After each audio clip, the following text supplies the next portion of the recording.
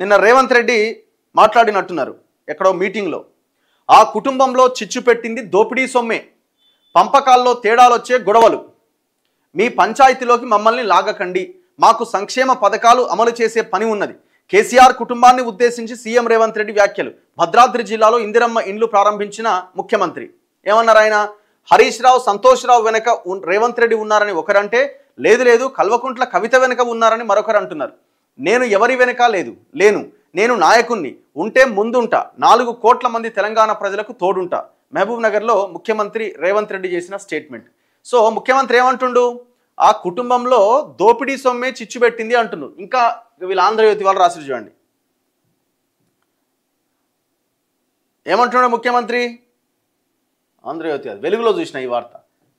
ముఖ్యమంత్రి ఏమంటున్నాడు? కల్వకుంట్ల కుటుంబంలో 1,00,000 కోట్ల చిచ్చు, 1,00,000 కోట్ల చిచ్చు, దోపిడీ సొమ్ము కోసం బాబా, బామ్మర్ది, అన్న, చెల్లె కొట్లాడుతున్నారు ముఖ్యమంత్రి రేవంత్ రెడ్డి. వాళ్ళు కొట్టుకొని మమ్మల్ని బదనాం చేస్తున్నారు. వాళ్ళ వెనక వీళ్ళ వెనక ఉండాల్సిన అవసరం నాకు లేదు. నేను లీడర్ని, జనం ముందుంటా. కేసీఆర్ చచ్చిన పాము, ఆయన్ను చంపాల్సిన అవసరం ఏముంది? ఖమ్మం జిల్లా చండ్రుగొండ బహిరంగ సభలో సీఎం ప్రసంగం. భద్రాద్రి కొత్తగూడెం జిల్లాలో ఇందిరమ్మ ఇండ్ల గృహ ప్రవేశాలు. తన ఇల్లు కట్టుకున్నప్పటికంటే ఇప్పుడే ఎక్కువ ఆనందపడ్డాను అని వ్యాఖ్యాట. మీరే అంటున్నారు కదా 1,00,000 కోట్ల దోపిడీ సొమ్ము చిచ్చు అది అని. మరి 1,00,000 కోట్ల దోపిడీ సొమ్ము రికవరీ చేసి తెలంగాణ ప్రభుత్వ ఖజానాలో కలపాల్సిన అవసరం ఉందా లేదా రేవంత్ రెడ్డి గారు? ముఖ్యమంత్రిగా అది మీ బాధ్యత కదా. 2023 ఎలక్షన్స్కి ముందు ఒక్కసారి మీ స్పీచ్ బయటికి తీయండి, దుమ్ము దులపండి ఒక్కసారి. మీరే కాదు, రాహుల్ గాంధీ కూడా ఢిల్లీ నుంచి హైదరాబాద్కు వచ్చి ఏం మాట చెప్పిండు? 1,00,000 కోట్లు తిన్నారు, 1,00,000 కోట్లు తిన్నారు, కక్కిస్తామని అన్నారు. ఇది తెలంగాణ ప్రజలకు ఇచ్చిన మీ హామీ. ఈ హామీ ఎక్కడ పోయింది? ఇప్పుడు ఈ హామీని పక్కన పెట్టి వాళ్ళని మేము ఎందుకు బదనాం చేస్తాం, లేకపోతే వాళ్ళని మేమెందుకు సచ్చిన పామది. సచ్చిన పాము ఏంది అసలు నాకు అర్థం కాదు. అసలు మీరు చెప్పిన ఆ సామెతనా లేకపోతే ఆ లైనా ఇక్కడ ఎందుకు సెట్ అవుతుంది? ఏమైనా ఆయన సంపమంటున్నావా? సంపమంటలేం కదా. ఆయనని జైల్లో వేస్తారా వేయరా కూడా అడుగుతలేం. వాళ్ళు తిన్నది ఎందుకు మీరు వెనక్కి తీసుకుంటలేరు? వాళ్ళకి అదే జైలు శిక్ష అనుకోండి. వాళ్ళు ఫామ్ హౌస్లో పెడితేనే జైలు శిక్ష అని మీరు అనుకుంటున్నారు. ఫామ్ హౌస్లో ప్రశాంతంగా 100 ఎకరాల ఫామ్ హౌస్లో మంచిగా కూర మంచిగా మటన్ తినకుండా మందు తాగకుండా ఎంజాయ్ చేస్తున్నాడు ఆయన. అందరిని పిలిపించుకుంటే ఒకే దగ్గర. మీకదే ఆయనకు జైలు లాగా కనిపించుండొచ్చు, మాకు కనబడట్లేదు అది. మేము జైల్లో వేయాలనో లేకపోతే వాళ్ళని ఇంకోటి చేయాలనో మీరు అంటున్నారు కదా, సచ్చిన పాము ఇంకెంత సంపాలని మేము అనుకోవట్లే. తెలంగాణ ప్రజల దోపిడీ సొమ్ము వాళ్ళ దగ్గర ఉందని మీరు అంటున్నారు కదా. అన్న, చెల్లి, బావ, బామ్మర్ది అందరి మధ్య ఇదే లొల్లి నడుస్తుందని అంటున్నారు కదా. చలో మరి ఆ సొమ్ముని ఎందుకు రికవరీ చేస్తలేరు? పోనీ ఇదేమన్నా అసలు అది తీయకుండా ఉన్నటువంటి పరిస్థితా? అంటే వెనక్కి తీసుకోలేనటువంటి సిచ్యువేషన్లో ఏమైనా ఉన్న భూములు లేకపోతే పైసలా? ఓపెన్గా కనిపిస్తున్నది ఎవడేడు ఉన్నాడు, ఏడేడ సంపాదించిన ఎక్కడెక్కడ ఉన్నదన్నది. మరి ఆ ప్రయత్నం ఎందుకు జరగట్లే? ఇప్పుడు మిమ్మల్ని బదనాం చేస్తున్నారంటే జనరల్గా అది కామన్గా పొలిటికల్ స్టేట్మెంట్స్ ఇస్తూనే ఉంటారు. నా వెనకాల, మీ వెనకాల ఆయన ఉన్నాడు, ఆయన వెనకాల ఈయన ఉన్నాడు అని అంటుంటారు రాజకీయాలు. అది కామనే. అది మీరున్నారో లేదో తర్వాత సంగతి. కానీ మాకు కావాల్సింది ఏంటంటే ఈ 1,00,000 కోట్ల తెలంగాణ సొమ్ము వాళ్ళ దగ్గర ఉన్నప్పుడు అధికారంలో ఉన్న మీరు బాధ్యతగా ఇచ్చిన హామీని నెరవేర్చాల్సిన అవసరం ఉందా లేదా? ఇంకెంతకాలం? 2 ఏళ్ళు అయిపోయింది, ఇంకేం చెప్తారు మీరు? రేపు రాబోయే ఎలక్షన్స్లో మీరు ఏ నినాదంతో ప్రజల్లోకి వెళ్తారు? వాళ్ళు అవినీతి చేసిరు అంటారా? మరి వాళ్ళు అవినీతి చేస్తే మరి చర్యలేవి 5 ఏళ్ళు కానీ జనాలు ఆనాడైనా అడగరా? మరి ఆనాడు ఏం సమాధానం చెప్పుకుంటారు తెలంగాణ ప్రజలకి? చెప్పండి. ఇప్పుడు నిన్న కవిత మాట్లాడిన దాంట్లో కొన్ని వాస్తవాలు కూడా ఉన్నాయి. సరే, ఆమె టార్గెటెడ్గా మనుషుల పేర్లు పెట్టి మరీ టార్గెట్ చేసిన స్పీచ్ లాగా ఉన్నా అవన్నీ వాస్తవాలే. టానిక్ కేసు ఏమైంది? తెలంగాణలో కాంగ్రెస్ అధికారంలోకి వచ్చిన తర్వాత ఫస్ట్ కాంప్రమైజ్ అయిన కేసు టానిక్ కేసు అంటున్నారు. ఇది వాస్తవమా కాదా? భూముల కేసులు ఏమైనాయి? మేము ఎన్నో చెరువులకు సంబంధించిన డేటాని ప్రజల ముందు, ప్రభుత్వం ముందు పెడితే ఒక్కదాని మీద నన్ను యాక్షన్ తీసుకున్నారా? ఒక్కదాని మీదనన్నా, ఒక్క సింగిల్ దాని మీద కూడా యాక్షన్ లేదే.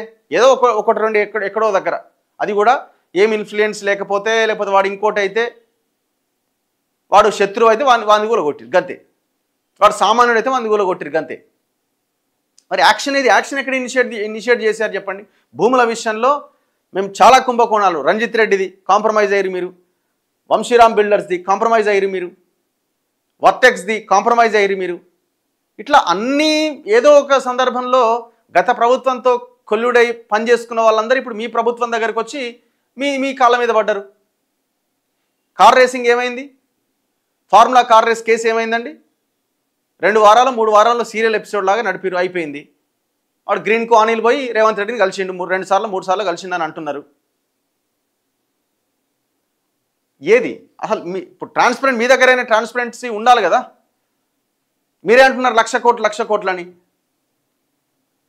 కల్వకుంట్ల కుటుంబంలో 1,00,00,000 కోట్ల అవినీతి సొమ్ము చిచ్చుపెట్టిందని, దోపిడీ సొమ్ము కోసం బావ బామ్మర్ది అన్న చెల్లె కొట్లాడుకుంటున్నారని సీఎం రేవంత్ రెడ్డి అన్నారు. వారు కడుపులో కత్తులు పెట్టుకొని కౌగులించుకుంటున్నారని వ్యాఖ్యానించారు. తాను లీడర్నని, అభివృద్ధి కోసం ముందుంటాను తప్ప వీరి వెనక ఉండాల్సిన అవసరం తనకు లేదని చెప్పారు. భద్రాద్రి కొత్తగూడెం జిల్లాలో బుధవారం మంత్రులు పొంగులేటి శ్రీనివాసరెడ్డి, వాకిడి శ్రీహరితో కలిసి ఇందిరమ్మ ఇండ్ల గృహప్రవేశాల్లో సీఎం రేవంత్ రెడ్డి పాల్గొన్నారు. 2023 డిసెంబర్ నెలలోనే ఆ కాలనాగును ప్రజలు కట్టేసి కొట్టి చంపేసిండ్రు. ఆ సచ్చిన పామును చంపాల్సిన అవసరం నాకు లేదు అని పేర్కొన్నారు. మీ పంపకాల్లో పంచాయతీ వస్తే కుటుంబ పెద్ద దగ్గరకు వెళ్ళండి, తెగకపోతే కుల పెద్ద దగ్గరికి పోండి, అక్కడ కూడా తెగకపోతే మంత్రగాడి దగ్గరకు వెళ్ళండి, అంతే తప్ప మీ కుటుంబంలో పంచాయతీలో మమ్మల్ని లాగకండి అని కవితకు, బీఆర్ఎస్ నేతలకు సూచించారు. ఎవరిని అంటే వాళ్ళు అక్కడక్కడ పోయి ఆ దోపిడీ సొమ్మును పంచుకోమని మీరే చెప్తున్నారా ఏంది? ఆ దోపిడీ సొమ్మును ఎట్లా మేము వెనక్కి తీసుకొస్తామని లైనే మీ దగ్గర కనిపిస్తలేదే.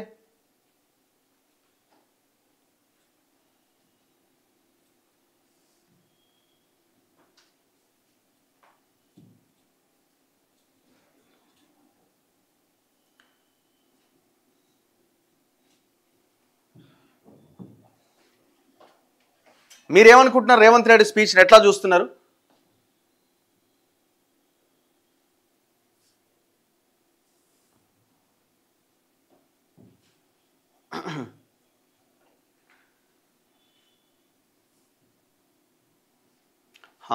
బీఆర్ఎస్ కేసెస్ గురించి సీఎం ప్రెస్ కాన్ఫరెన్స్ పెట్టాలి, దాని మీద డిస్కషన్ చేయాలి. వన్స్ సర్పంచ్గా పోటీ చేయ బ్రదర్, ప్రజలు ఎలాంటి వారు అని తెలుస్తుంది. ఎవరిని అడుగుతున్నారు?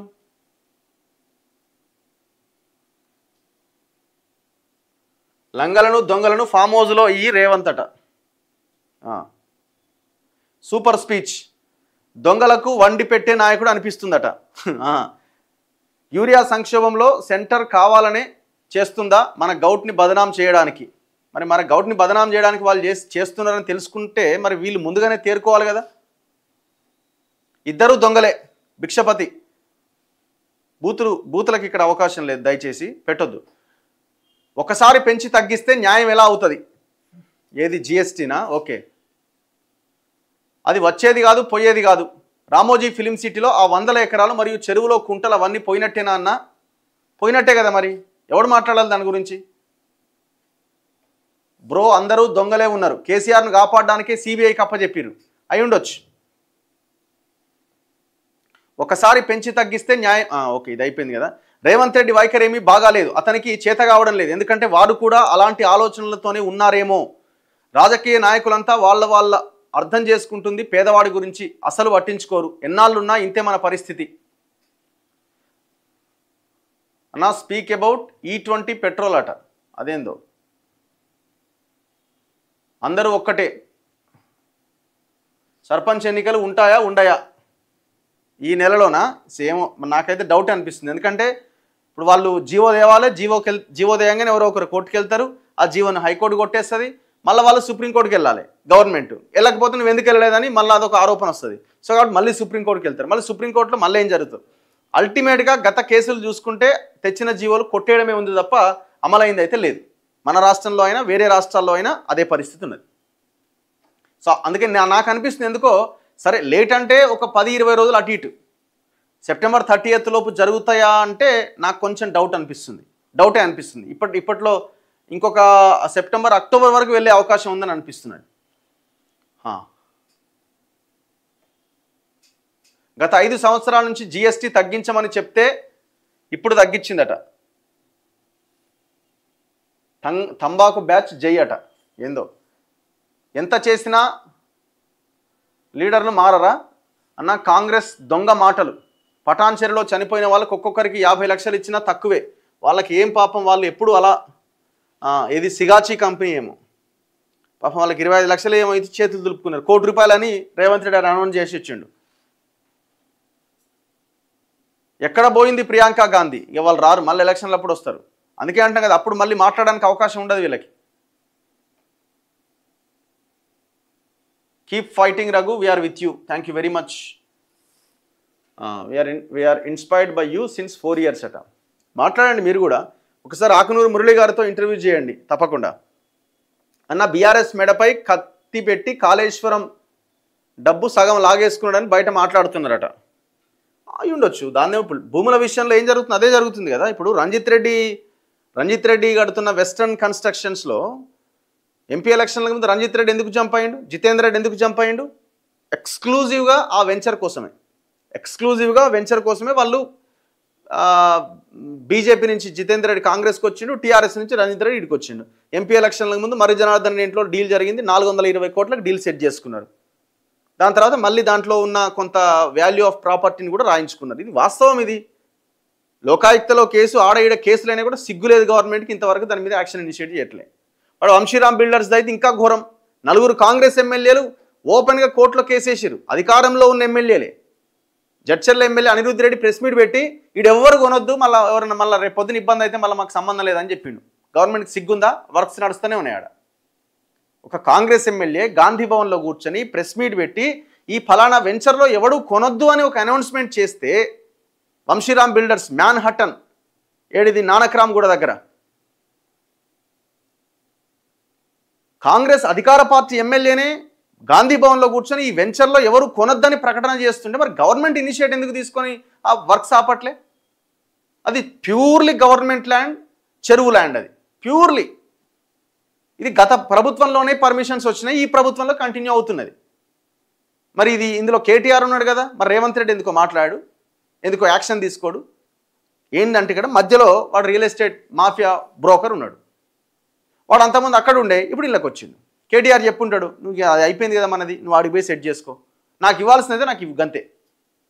ఇప్పుడు ఈయన దగ్గరికి రాంగ నేను అంటాడుగా, వానికి ఇచ్చినావు కానీ మరి నా సంగతి ఏంది, నీకు ఇంత ఇస్తా, చలో కథం. మరి తెలంగాణ ఏమైపోవాలి? తెలంగాణ ప్రజల సొమ్ము కదా ఇది. ఆ నానక్రామ్ కూడా ఆ ప్రాంతంలో ఉన్న ప్రజల యొక్క చెరువు కదా అది. ప్రజలదేముంది, ప్రజలది 2000 5000 ఇస్తే ఒక క్వార్టర్ సీసా ఇస్తే ఓట్లు వేస్తారు, అయిపోయా. ఇది వాళ్ళ ఆలోచన. అన్న ఎవరిమే మన తెలంగాణ పరువును ఢిల్లీలో గిరిపెట్టింది. 200 కోట్ల ఫామ్ హౌస్, 20 లక్షల వాచి, లగ్జరీ సెలూన్లు, జూబ్లీహిల్స్లో పబ్బులు, మెర్సిడెస్ కార్లు ఎట్లొచ్చినాయి? గిట్లనే వచ్చినాయి. వాణిని బెదిరిస్తే, కబ్జాలు పెడితే, బ్లూ షీట్లు పెడితే, ఆ భూమిని అమ్ముకుంటే ఇగో ఇట్లా వచ్చినాయి. స్పీక్ అబౌట్ నల్గొండ లతీఫ్ సాయి గుట్టనా, ఏంది లతీఫ్ సాహెబ్ గుట్టనా? షాడో ఎమ్మెల్యే స్కామ్ అట. ఎవరా షాడో ఎమ్మెల్యే? తెలంగాణ సాంస్కృతిక సారథి కళాకారులకు జీతాలు ఇస్తలేరట. ఎన్నెళ్ళైంది బ్రదర్? ఎంత చేసినా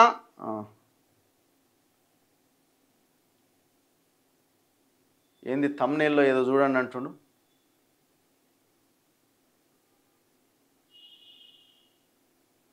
ఇది నా ఫోటో మార్చామంటుండే ఆయన. నా ఫోటోకి ఏముంది బ్రదర్? అది కాదు కదా, ఇప్పుడు కంటెంట్ చూద్దాం. Congress compromised with BRS 50-50 sharing, they will not recover a single paisa అట. వాస్తవమే ఇది. తెలంగాణలో మొత్తం భూకబ్జాల రాజ్యం నడుస్తుంది, వాస్తవమే ఇది.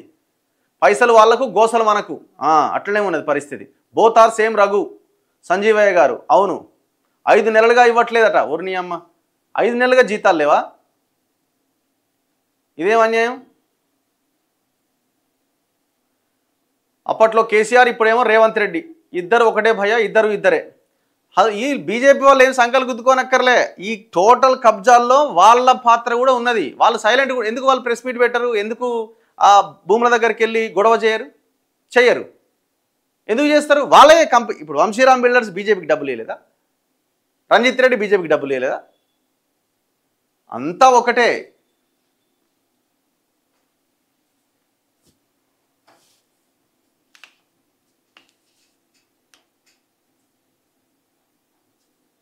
చలో, We believe on Congress, but Congress still support on BRS internally on land and Kaleshwaram project and racing. No cases. Okay.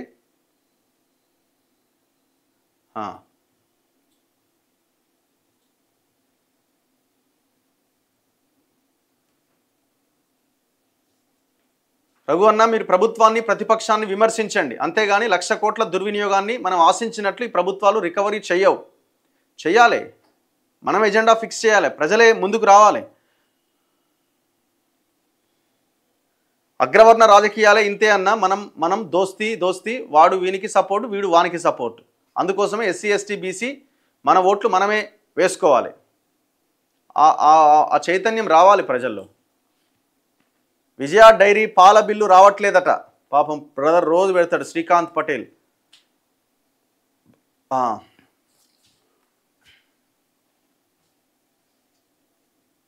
చలో మాట్లాడదాం.